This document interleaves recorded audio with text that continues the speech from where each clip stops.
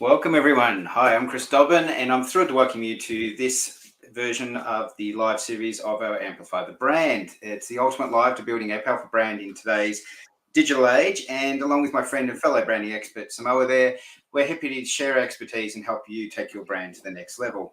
Whether you're an entrepreneur, small business owner, a marketing professional, or someone just looking to get their personal brand off the ground, then this live stream is packed with practical insights and strategies that hopefully amplify your brand and stand out in that crowded digital landscape that we have out there.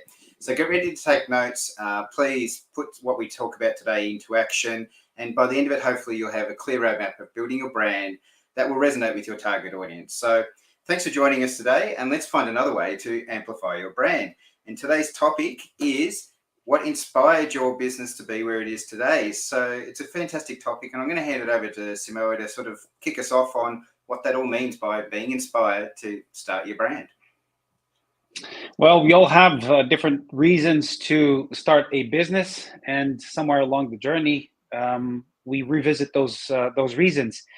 And this is very important because some of us will have stronger motives. Some of us will have noticed that we started on the wrong motives, or the ones that are not completely aligned with today's topic. And I will leave the rest for the session that we're about to unfold into. It's becoming a very common theme every week that we hand it to each other and we start giving away the house, the farm, and the whole thing. We can wrap it up in 30 seconds. So all good. So as we touched on, it's what inspired you to start your own business and why this becomes relevant to your purpose. To remind everyone that one of the reasons why we're doing these live streams is to help brands understand that there is an 8-step program that we do run that leads people to develop their brands and amplify it, starting out with purpose. And these are the topics we're talking about right now and have been for the past few weeks. So if you want to know more about what this P8 program is and how we help you amplify your brand, please reach out to us. We'd love to talk more about how this P8 system does this for you. But to kick on into our topics of today, and there's some fantastic artwork there created by our man on site there, Samoa. Thank you for your purpose. I mean, out of work, but we can actually start with, and to be honest, it just leads on from that. He is very passionate about what he does with his art. So here we are talking about passion. So it's a good starting point. So most people are inspired by something that has a deep passion or a particular product or service that they're very good at, and they want to identify a gap in a market, and they believe that they can fill it with their unique skill set. And this is important, but it can be a little bit misguided if you don't go about it the right way, because people can be passionate, but passion can be misguided. So I recently featured in an interview where we cover this at length, but it is something very, very common to everybody to start a business at doing what they're good at. And this is fantastic, that aligns with an existing skill set. However, this passion is not always able to translate into a monetizable activity. Therein lies the difference between being good at a technical part of the business and making a business of that technical part. Yeah. AKA myself. I've already failed at one business attempt, and I struggled through the second. This is my third one. And it's not that I'm not a good technician at what I do, but my entrepreneurial seizure lacked the breadth in business acumen that would equip the first and second tries with better odds at surviving the statistics. Yeah. For those that haven't read the E-Myth, that entrepreneurial seizure is well talked about in that book. So I highly recommend anyone thinking of getting into business to reach out to the E-Myth and have a look at that. It is a great place to start. And look, I don't look at anything you've done there as failures, Simo, because they're the things that get you where you are today. Yeah, I guess you could say that. Yes, yeah. Right. From that perspective, absolutely. Yeah, and it's made me grow. But again, I don't want to step into some other points here. But let's be clear about that, though. Knowing your backstory is part of what we talked about last week. So if you want to go back to last week's episode and have a look at what we talked about in how to develop your backstory and the importance of that, I guess Samoa's just giving you a little bit of a teaser insight into why that's important. And please. So passion, clearly something we want people to have, because the clients that we work with that are passionate, it's fantastic. But what we do generally have to find out with our clients is, it's great that you're passionate, but how are we going to make money out of this? What do we do to get others inspired by what you're doing, so that it goes from there? And later in this program, we'll talk about some great stories and great brands that you know of that have done this really well and have those stories that just inspire us to go, I think I can start a business, and I think one day I could be $1 trillion business. You just never know. So, yeah. So look, Yeah. we'll move on to the next one there, which is autonomy. And it's the way you control your destiny. It's people are motivated by starting a business where they want to be their own boss. They want to have control of their own pathways. They want to feel not constrained by the working with someone else. They believe that they can achieve more by starting their own venture. And this, again, is a fantastic way to kick off your business. But make sure you're guided with understanding that, are you a good boss? Can you deliver what you want? Even my own self, I've had people I've partnered with in the past, and they've chosen to go out on their own and not partner with myself, and they've failed miserably, or what they've done has ruined their own personal reputation, because what they were good at was partnering with myself or someone else and delivering a service together. As soon as they went solo, they just didn't have those X factors, the other things that made what was special. And so they became unable to deliver on the promises that they were promising, because they didn't have the skill set or the understanding of what was required to be your own boss.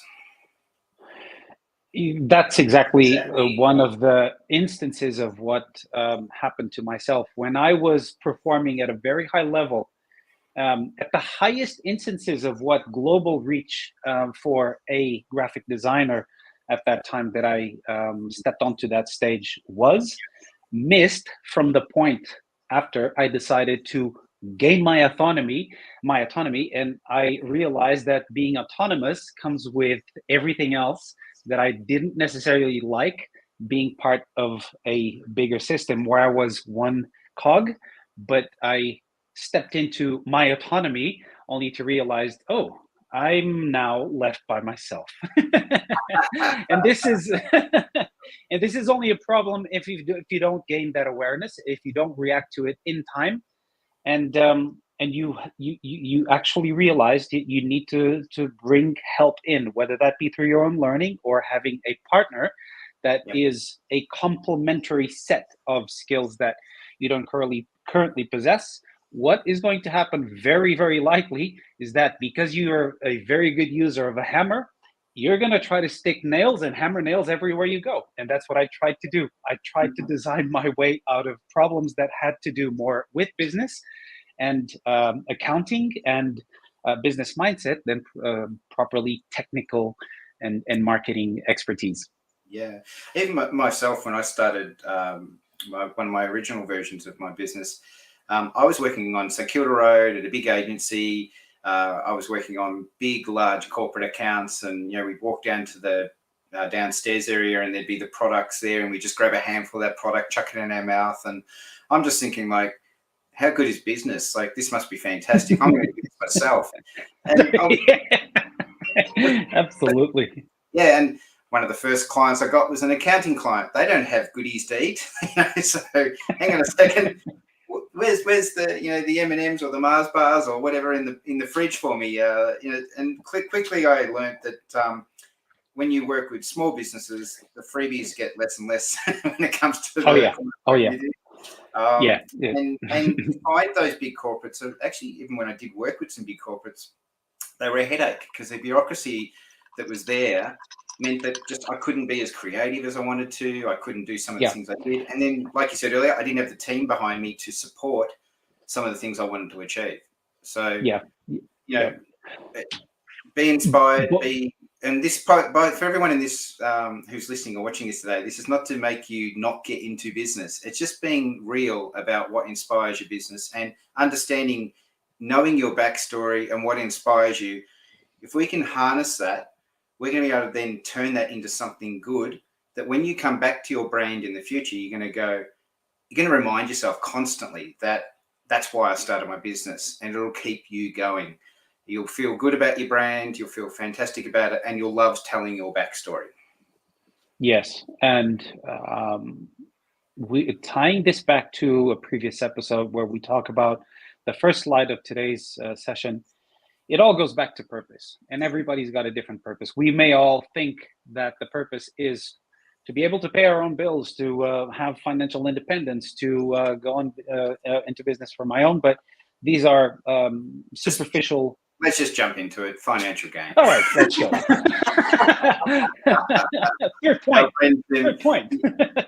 You're right on point, so I may as well talk about it there. So if you want to read the screen, mate, I'll let you do this one thing. Is it's right there in front. So.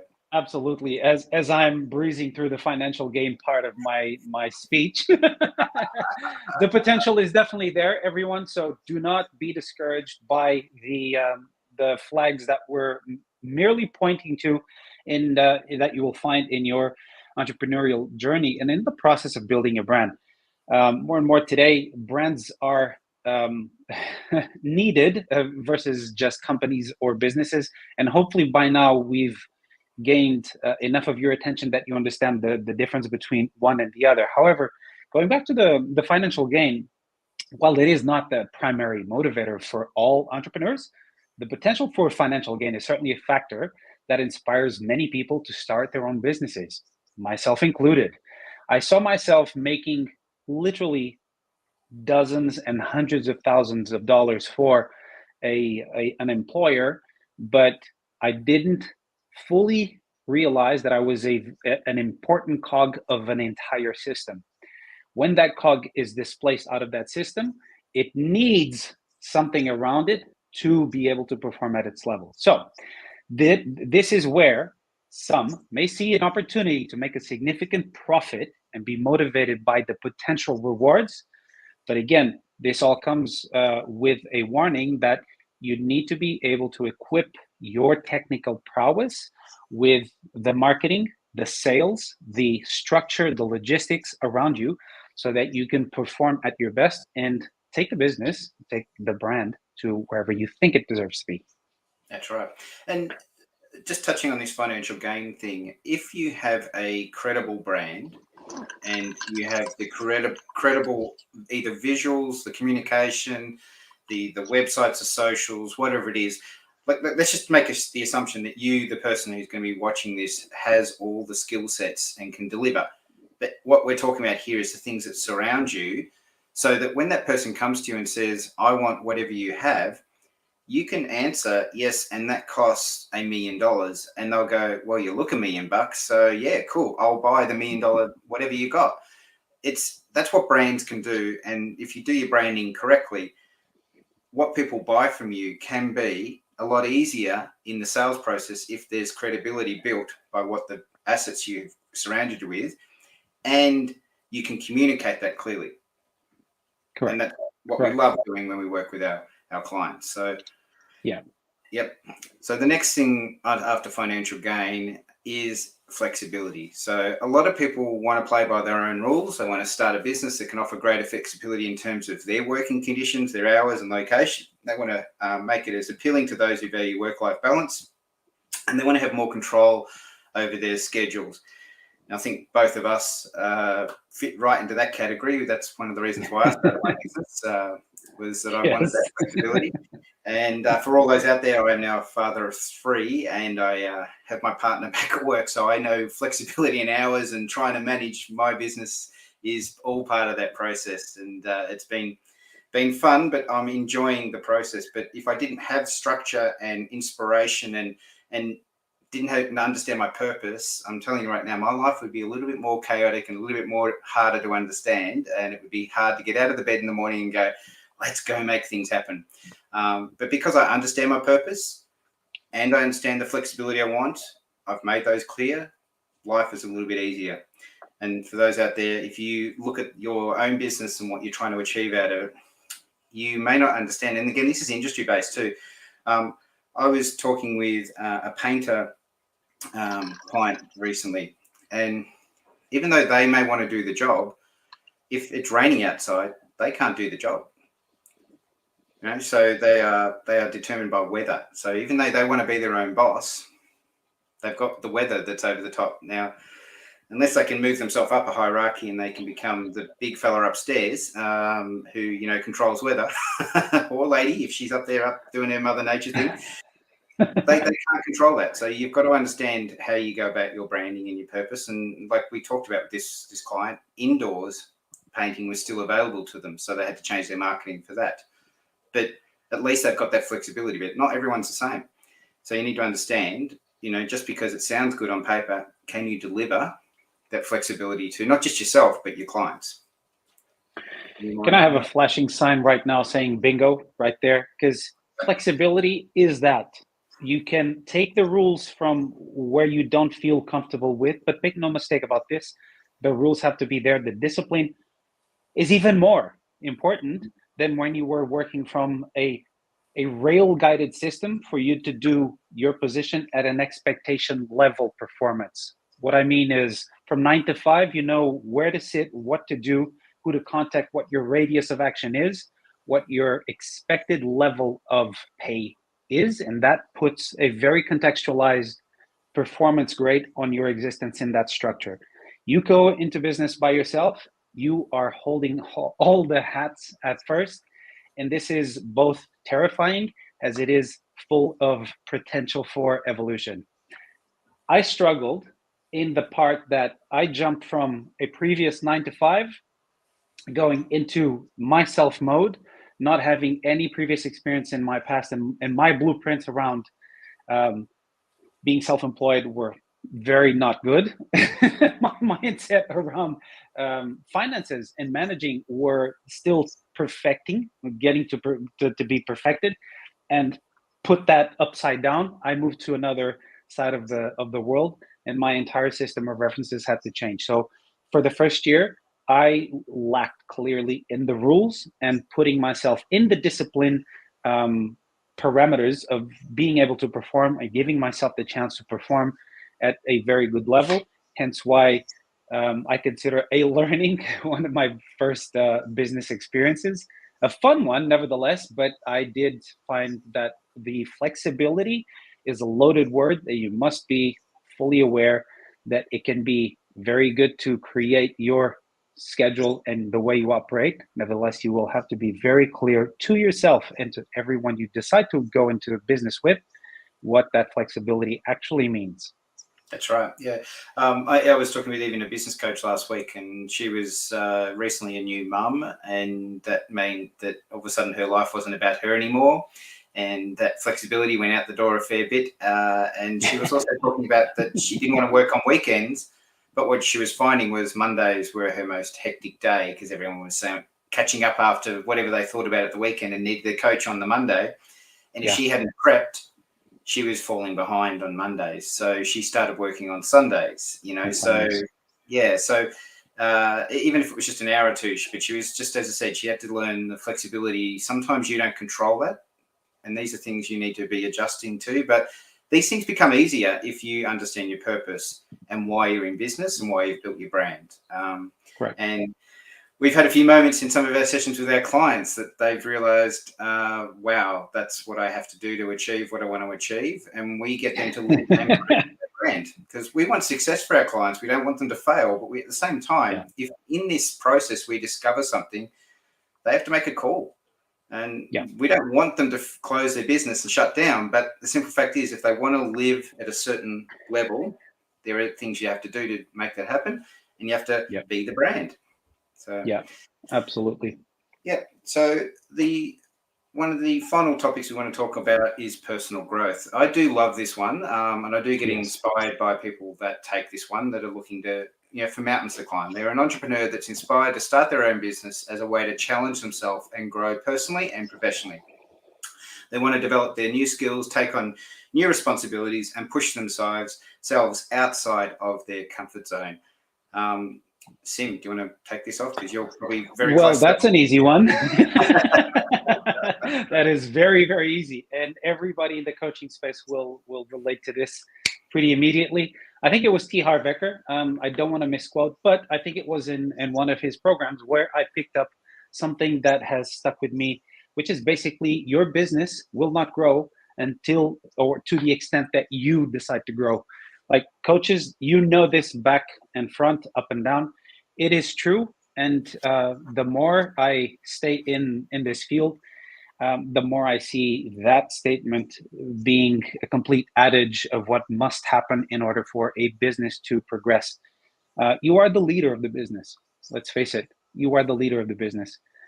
If you don't make an intentional effort to grow constantly and push yourself past your previously perceived areas of comfort, discomfort will never become comfortable, and your business will always find yourself at the outer edge of that frontier. So keep that in mind, and that's what I have to say about that particular topic. Some of my shortest relationships with clients have been because they have not wanted to develop business. They're comfortable with exactly where it is, as it is, what it is. And I've just said, look, I don't think we can work together because my goal is to grow your business and I need to work with you. I want to develop things. So I've had to actually at times walk away from clients, not because I wanted to and I didn't like them personally. It was just from a professional point of view, we were not going to get much out of each other because I want to work with people who are inspiring me to want to work with them to get them to go where they want to go. And it's a fantastic thing to do, to watch someone go from, like, I've got a copywriting client. He talks to CEOs of billion-dollar businesses, right? He's been doing podcasts with them. In that entire process, he's a copywriter. He never once asked them for a conversation outside of the podcast that he was doing with them.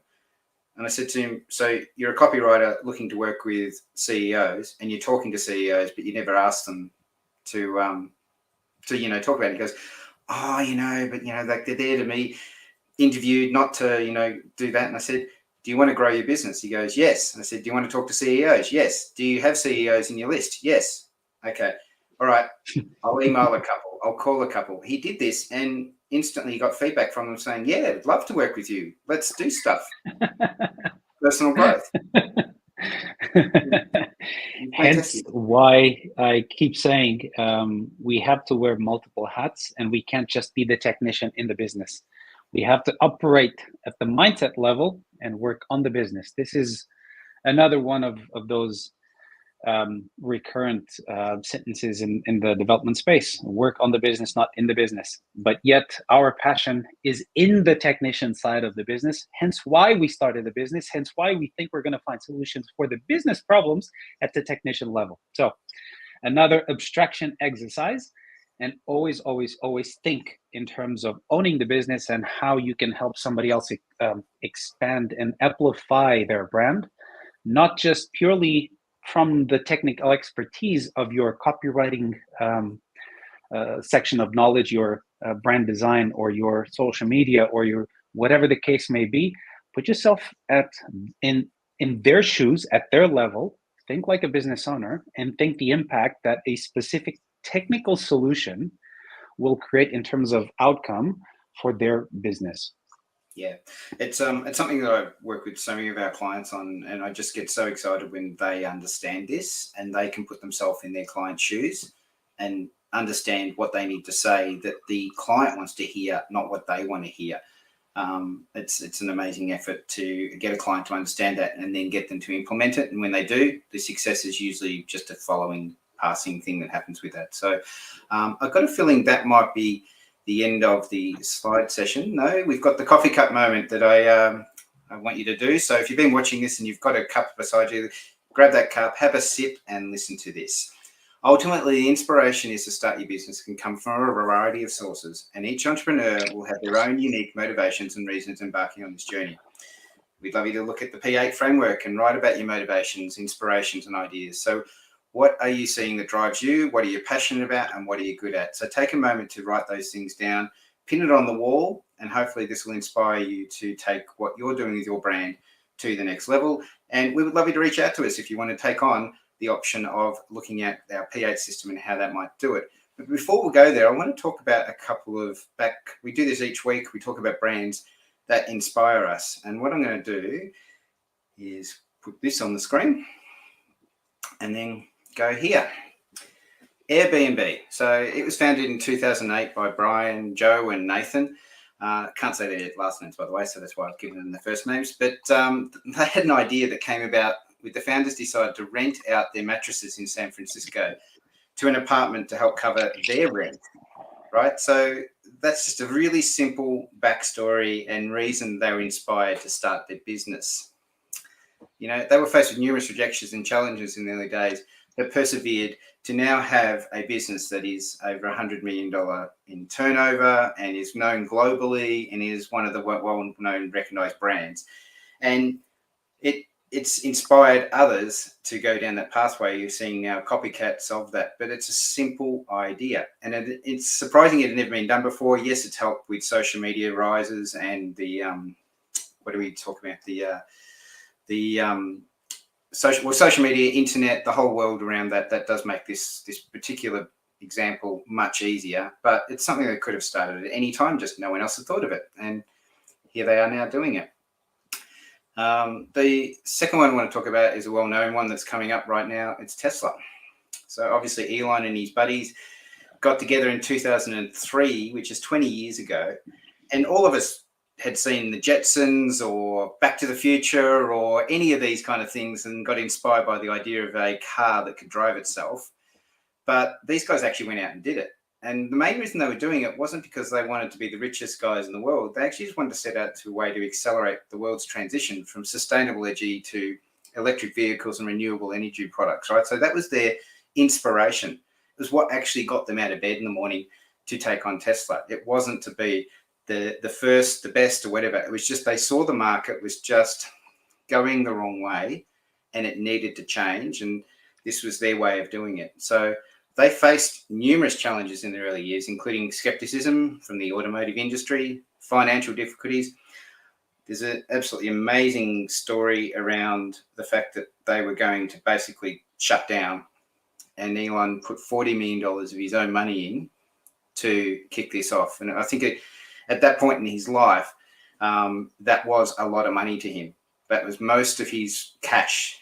He may have had other things going on, but that was his, cash. Now, I've obviously used him. I've asked you for a $40 million loan every now and then. You've just been happy to pull into your pocket and throw it at me. Yeah.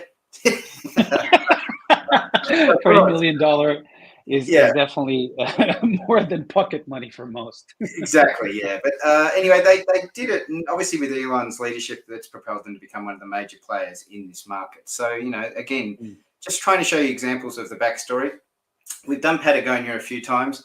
But clearly, it was founded by, in 1973, well before we were born, and it started out as just because he loved rock climbing, and he didn't like the products that were out there, and he made himself renowned for the environmental sustainability and social responsibility of those products. So when he was going through that process of starting his business, he realized that a lot of the products were either plastic or using really dodgy ways to produce their products. And he did not want to go down that pathway, especially when what the environment they're in when they're using these products is, Mother Earth and nature and all those things. So he kind of just aligned it all together and made it part of building great products that didn't do any unnecessary harm, and it used it to inspire and implement solutions to the environmental crisis. And it's been a guiding force. So again, just understanding where you're coming from, what inspires you,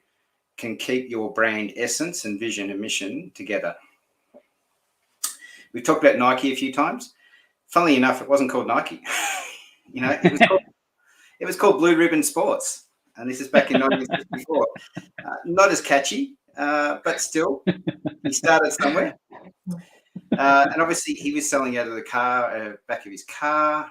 And he was actually selling the shoe soles, which he was pouring rubber into waffle irons and then putting them onto the shoes and selling it that way. So, brands come from all sorts of places, and he's revolutionized the athletic footwear industry these days. So again, that small, little essence of an idea, persistence and keeping it going has led to where we are today.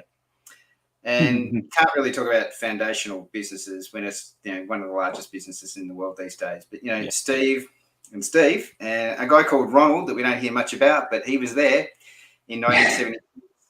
and kicked it off in their, small venture in their garage, which evolved into now, which is what, considered one of the most valuable companies in the world. And, again, they faced the numerous setbacks, including intense competition, financial struggles, but they persisted basically on their core values of simplicity, design, and user experience. And we went into this last week about the backstory and things like that on Apple. And, there's reasons why that now has made that point of difference for them. But it all comes from what inspired them, what got them to start their business, and understanding those core values. And this is a whole bunch of the stuff we go through in our P8 program. And we, as I said, whether you use us or not, that you need to have these foundational things in place to help your business amplify and get to go where you want it to go. Is there anything finishing things you want to touch on, my friend, before we head off for this session? I think we've covered pretty much everything from passion all the way to the last bits and examples that you mentioned. Just to plug in on the P8, because the more we work with it, the more we find out that it is truly an end-to-end, start-to-finish system that allows most business owners to have the tools to develop a brand. And very few, even brand agencies, have a know how to do this. This is the step-by-step charted journey that you will be taking or not, or parts of that journey to build your brand, and whether that be your business brand or your personal brand. There are nuances to each, but this is a very sturdy system that we're proud to put forth. That is basically the result of our accumulated knowledge of 20 plus years in the industry in different sides of the world. And nevertheless, there are valid principles that apply, and we are happily putting them and implementing them in place with our business partners and collaborators, aka clients, that are getting some early successes. That's right. Yeah. So ultimately, inspiration starts where your business can come from a variety of sources, and an entrepreneur can make up the unique motivations and reasons for embarking on that journey. We hope you found some of those today, and we look forward to talking to you next week as we talk about one of our next topics in the P8 system about amplifying your brand. Until next week, catch you then. See ya.